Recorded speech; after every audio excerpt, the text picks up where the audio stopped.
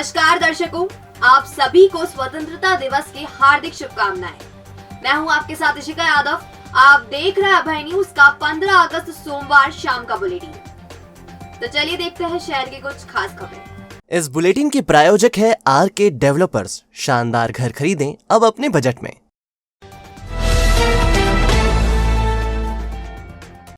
महिदपुर का जगोटी और बरखेड़ी गांव पिछले 4 दिन से भूगर्भीय हलचल से जूझ रहा है। कच्ची दीवार गिर रही है, बर्तन गिर रहे हैं और धमाके की आवाज आ रही है।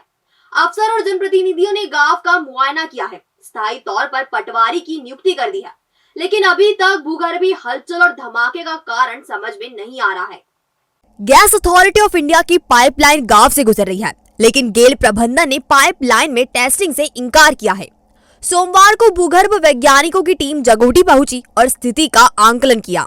टीम ने पाया कि भूजल के अधिक दोहन और बारिश के बाद पानी के सेटलमेंट से निकल रही गैस के कारण हलचल हो रही है और इसका भूकंप से कोई लेना देना नहीं है। मालवा क्षेत्र में भूकंप नहीं आ सकता क्योंकि अब बेसाल्ट चट्टानों पर बसा है। डर के मारे ग्रामीण सहमे हुए हैं और उनके दिन और रात भय के माहौल में गुजर रहे हैं। इधर जगोटी में भूगर्भीय हलचल को जानने के लिए अभय न्यूज के वीडियो जर्नलिस्ट शकील खान और राजवीर सिंह ने सोमवार को गांव का मुआयना किया और ग्रामीणों से बात की। आइए अब ग्रामीणों से सुनते हैं कंपन के बारे में। इस वक्त हम जगोटी गांव के वार्ड क्रमांक 1 में मौजूद हैं। यहाँ हमारे साथ कुछ रहवासी हैं जिन्होंने झटके जो है कंपन महसूस किया है।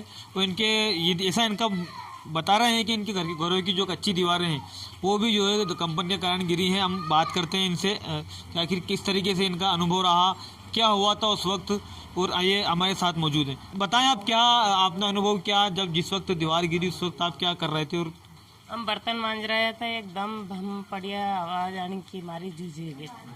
कब हुआ ये, कब की घटना है? या परसों की दीवार थी। कौन सी दीवार थी, कैसी दीवार थी और वो कैसे गिरी?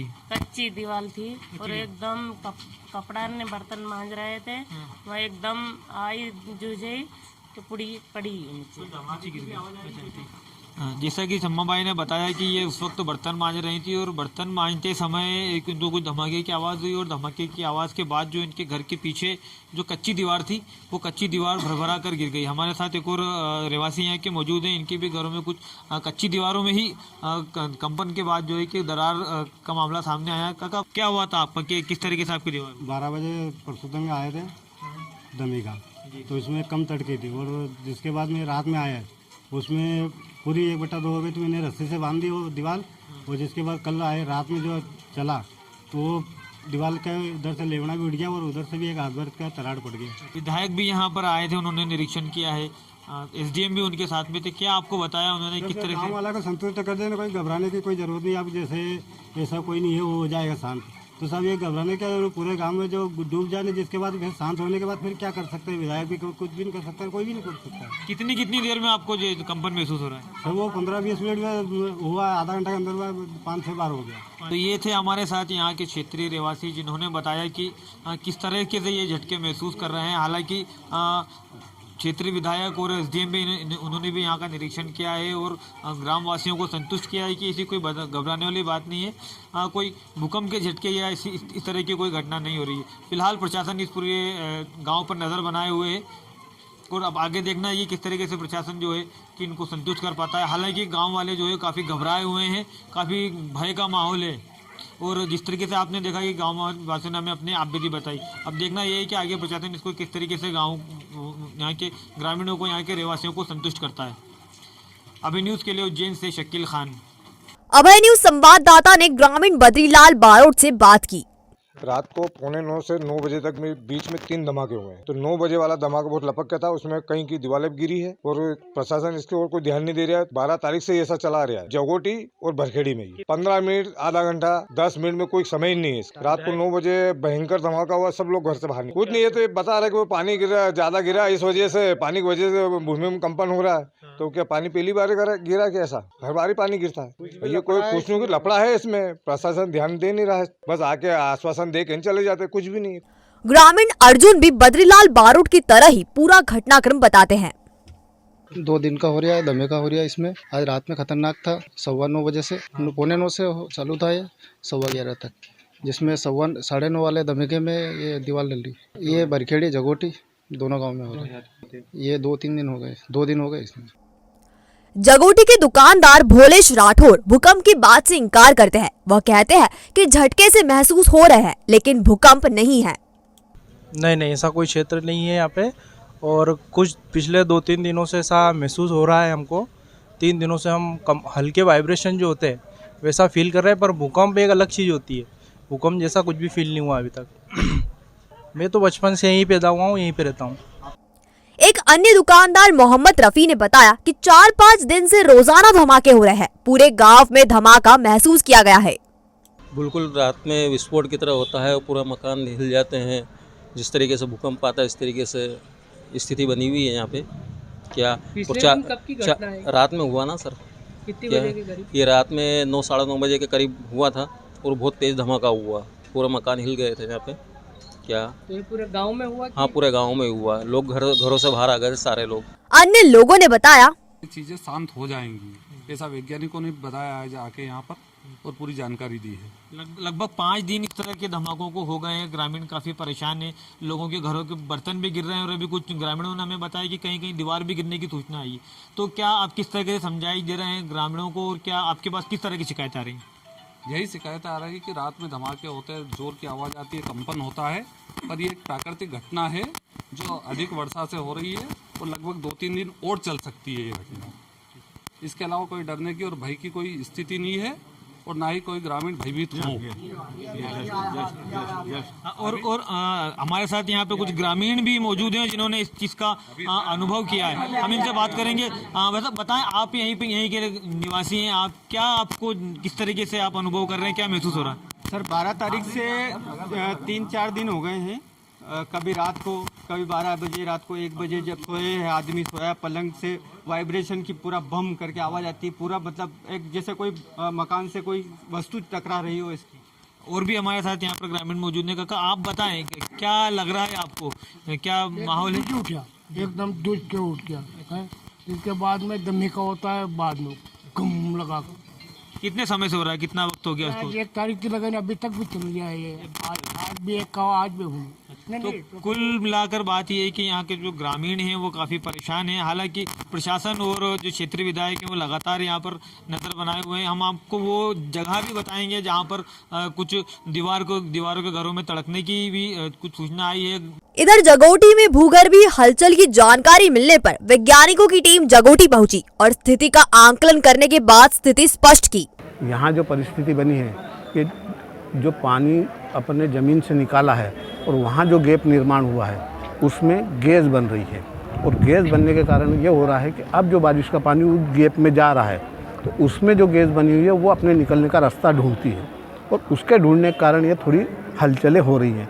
इस क्षेत्र में भूकंप की आशंका का क्षेत्र बिल्कुल नगण्य है। यहाँ किसी प्रकार की कोई भूकंपीय गतिविधि नहीं हो सकती। जगोटी के सरपंच राहुल कुमार ने बताया, भूगर्भीय हलचल होने के कारण जगोटी में भूकंप जैसी अफवाहों का दौर था। क्षेत्रीय विधायक आदरणीय बहादुर सिंह जी चौहान के नेतृत्व में जिले से कुछ टीम बुलाई गई। जिले की टीम ने आकलन कर ये बताया कि यह भूगर्भीय क्रिया है। पानी के अत्यधिक दोहन के कारण इस तरह की क्रियाएं होती है जो कि स्वाभाविक घटना है। इसमें लोगों को चिंतित होने की कोई आवश्यकता नहीं है। शासन प्रशासन हमारे साथ डट कर खड़ा है, इसके लिए हम विधायक जी के बहुत बहुत धन्यवाद। इस संबंध में विधायक बहादुर सिंह चौहान ने बताया, भूजल संरक्षण के भी अधिकारी यहाँ पर आए हैं। हमारे सिंचाई विभाग के जो बौद्धिक विभाग है तो उसके भी वरिष्ठ अधिकारी यहाँ पर आए हैं। और चर्चा के दौरान अधिकारियों से चर्चा में ये निष्कर्ष निकला है, आम जनता द्वारा, किसानों द्वारा पानी का दोहन, तो जो हमारे पृथ्वी के अंदर जो गेपें हैं, वर्षाकालीन पानी उसके अंदर जा रहा है तो वहाँ पर गैसें बन रही है। तो गैस निकलने के लिए अपनी हलचल होती, उसकी आवाज़ और कंपन जैसी स्थितियाँ यहाँ पर बन रही है। वैज्ञानिक लोगों ने कहा है कि भूकंप जैसा ये जोन है ही नहीं है। भूकंप के क्षेत्र के अंतर्गत ये हमारा मालवा आता ही नहीं है। इसलिए यहाँ की जनता को कोई चिंता करने की आवश्यकता नहीं है। बहरहाल जगोटी और बरखेड़ी के धमाकों ने ग्रामीणों की जान सांसत में डाल रखी है। हालांकि प्रशासन और जनप्रतिनिधि पूरे मामले पर नजर रखे हुए हैं, लेकिन धमाके क्यों हो रहे हैं, जमीन के भीतर भूगर्भीय हलचल का सही कारण क्या है, इसके बारे में कुछ भी स्पष्ट तौर पर बताने की स्थिति में नहीं है। ऐसे में यह धमाके रहस्य बने हुए हैं। जब भी धमाकों का एकदम सही कारण पता चलेगा आपको बताया जाएगा। Shahi Darbar veg and non veg restaurant की ओर से देश प्रदेश और शहरवासियों को 75वें स्वतंत्रता दिवस की हार्दिक शुभकामनाएं। अगर आप वेज और नॉन वेज खाने के शौकीन हैं तो उज्जैन के हरी फाटक पर स्थित शाही दरबार रेस्टोरेंट आपके लिए बेस्ट चॉइस है। यहाँ लजीज व्यंजनों की लंबी श्रृंखला बेहद किफायती दाम पर उपलब्ध है। शाही दरबार रेस्टोरेंट की खासियत इसमें बने कैबिन, खुला लॉन और हॉल है। वेज एवं नॉन वेज व्यंजनों की लंबी रेंज उपलब्ध है। हमारा पता Shahi Darbar veg and non veg restaurant, Hari Phatak bridge के पास, इंदौर रोड, उज्जैन।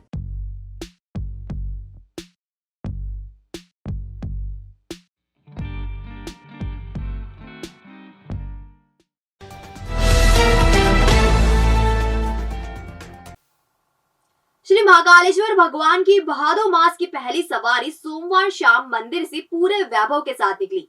यह सावन भादो मास की 5वीं सवारी थी। अंतिम और शाही सवारी 22 अगस्त को निकलेगी और पूरा शहर तब शिवमय नजर आएगा।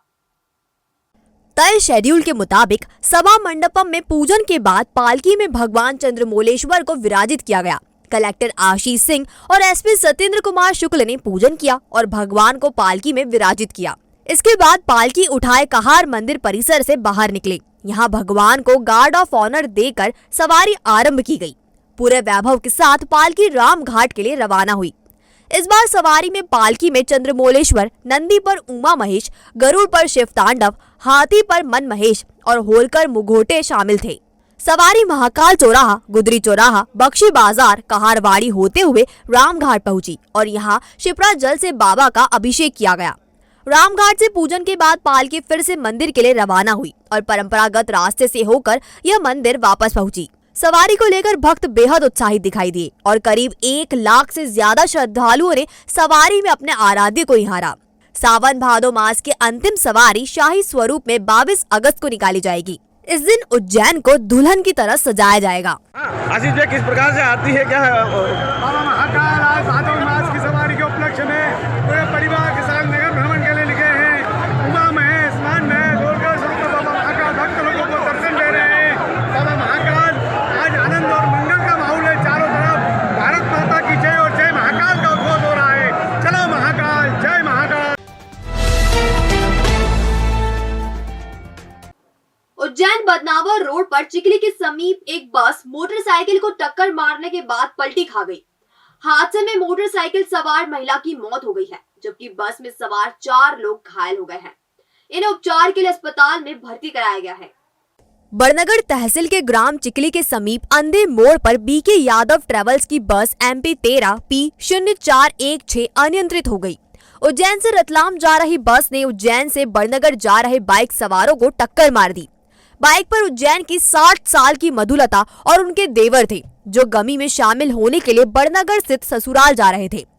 टक्कर से बस अनियंत्रित होकर पलटी खा गई और इसमें सवार 4 लोग घायल हो गए। इन सभी को उपचार के लिए जिला अस्पताल उज्जैन भेजा गया है। इंगोरिया थाने के सब इंस्पेक्टर सावन मोहिल ने हादसे के बारे में बताया। सूचना प्राप्त हुई थी कि ग्राम चिखली के आगे बड़नगर रोड पर एक बस पलटी खा गई है। सूचना की तस्दीक के लिए हम बड़नगर रोड पर पहुंचे, जहां पर पता चला कि एक अनियंत्रित बस पलटी खा गई है, जिसमें हम करीब 4-5 लोग घायल हुए, जिसे उज्जैन अस्पताल रेफर कर दिया गया। और एक्सीडेंट की वजह से बस ने एक मोटरसाइकिल को टक्कर मारी थी, जिसमें एक महिला की मौके पे ही मृत्यु हो गई है। बाकी शेष लोगों को बड़नगर अस्पताल ले जाया, उज्जैन अस्पताल ले जाया। बताया जा रहा है कि जिस अंधे मोड़ पर हादसा हुआ वहां पहले भी दुर्घटना हो चुकी है। इस अंधे मोड़ को ठीक करने की कोशिश अब तक नहीं की गई है और इस तरह लोग हादसे में जान गंवा रहे हैं। वहाँ पे क्या घटना घटी, किस प्रकार कितने लोग थे? ये चिखली के आसपास घटी घटना और चिखली के आसपास घटी और ये किसी बाइक वालों को बचाने के उसमें हुआ है एक्सीडेंट। नहीं, जो नॉर्मल स्पीड है वही थी, जैसी चल रही थी वैसी।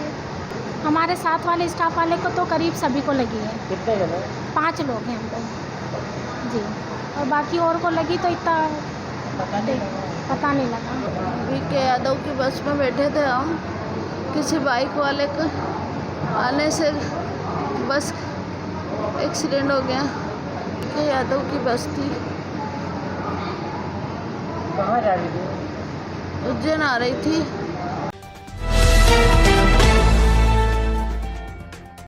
अफसर भी अब सत्ता के कहे मुताबिक काम करने लगे हैं। अब देखिए ना, स्वतंत्रता दिवस समारोह के लिए छपाए नगर पालिका के कार्ड से विपक्षी दल कांग्रेस के विधायक मुरली मोरवाल का नाम ही गायब कर दिया गया। इतना ही नहीं, पार्षदों के बैठने की व्यवस्था तक ठीक से नहीं की गई। इसके चलते ध्वजारोहण कार्यक्रम में सीएमओ को जमकर लताड़ लगाई गई।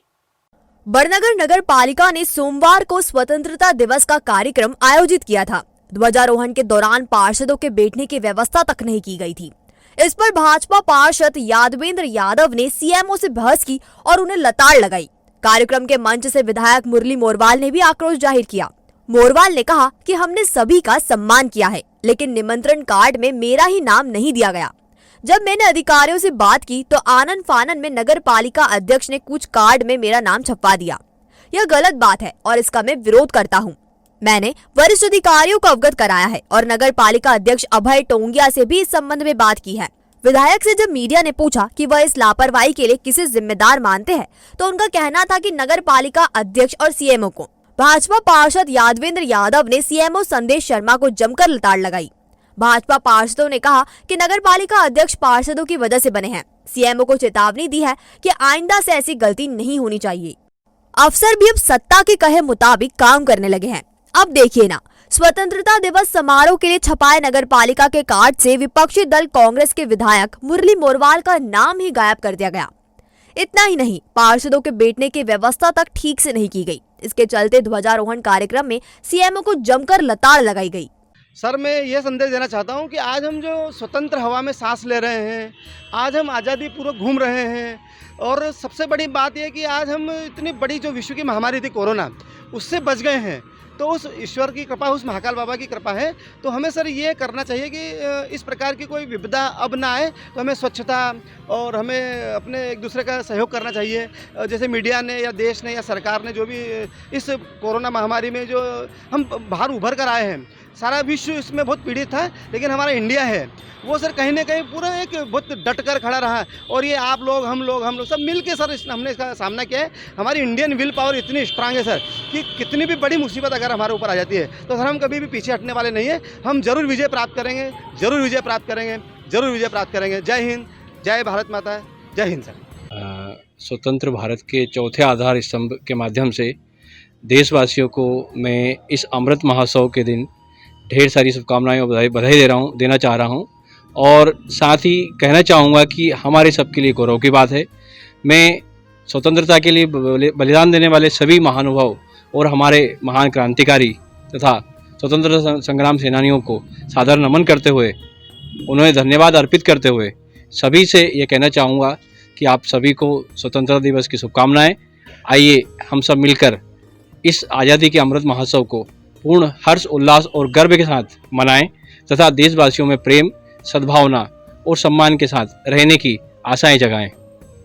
सर्वप्रथम तो मेरे भारतवासियों को, मेरे देशवासियों को मैं अपनी शिक्षा कल्याण निधि मालवांचल समिति की तरफ से हार्दिक हार्दिक बधाई देती हूँ कि वो 75वें वर्षगांठ पर जो है बहुत ही अच्छे तरीके से स्वतंत्रता दिवस मना रहे हैं। और दूसरी बात मैं ये कहना चाहती हूँ कि हम जो भारत में रहने वाले जितने भी हैं, उनको जो घर घर तिरंगा बांटने का जो अभियान चलाया है, उसमें छोटी सी एक हमने मुहिम करी है, जिसमें हमने भी बच्चों को और बड़ों को ये सीख दिखाई है कि भाई आपको जो है घर घर में तिरंगा फहराना है और अपनी मातृभूमि भारत माता को याद करना है। हमारे देश की आज़ादी के 75 वर्ष पूर्ण हो गए हैं, जिसे पूरा देश, सभी धर्म जाति के लोग बड़े उत्साह से मना रहे हैं। उसी के अंतर्गत हर घर तिरंगा अभियान चल रहा है 3 दिवसीय। मेरा सभी देशवासियों को इस अवसर पर हार्दिक शुभकामनाएं एवं बधाइयाँ हैं। साथ ही मैं सभी देशवासियों से अनुरोध करना चाहता हूं कि 15 अगस्त के बाद अपने घर, अपने कार्यालय से झंडे को ससम्मान वापस उतार कर और सुरक्षित तरीके से उसे रखें। यदि आपको कहीं रास्ते में या कहीं गलत तरीके से झंडा रखा या पड़ा मिले तो उसे सम्मानजनक उठाकर और नियत स्थान पर व्यवस्थित रखें। धन्यवाद। आज़ादी के अमृत महोत्सव पर सभी देशवासियों को हार्दिक शुभकामनाएं, बधाई। इस अवसर पर सभी देशवासियों से निवेदन करूंगा कि आज हमारे देश में जिस प्रकार से हमारे देश की एकता और अखंडता मजबूत हुई है, हमारे देश की गरीबी हटी है, हमारे देश में कानून व्यवस्था का राज हुआ है और आज़ादी के बाद जिस प्रकार से हमने जो आज़ादी, संपूर्ण आज़ादी प्राप्त करने के लिए जो आंदोलन किया था, उसमें कुछ आज़ादी के बाद कुछ कमियां रह गई थी, उसे पूरा किया गया है धारा 370 समाप्त करके। और इस अवसर पर यह भी कहना चाहूँगा कि आज वास्तव में गांधीवादी समाजवाद की जो अवधारणा हमारे नेताओं ने की थी, उन सबको भी मैं, उन महान योद्धाओं को भी मैं आपके माध्यम से प्रणाम करता हूँ। जयप्रकाश नारायण जी, राम मनोहर लोहिया जी और डॉक्टर हेडगेवार जी और ऐसे तमाम उन क्रांतिकारियों को जिन्होंने इस देश के लिए, इस देश को एक नई विचार और सोच के माध्यम से इकट्ठा किया और अंग्रेज़ों के खिलाफ लड़ाई लड़ी। धन्यवाद। जय हिंद, जय भारत।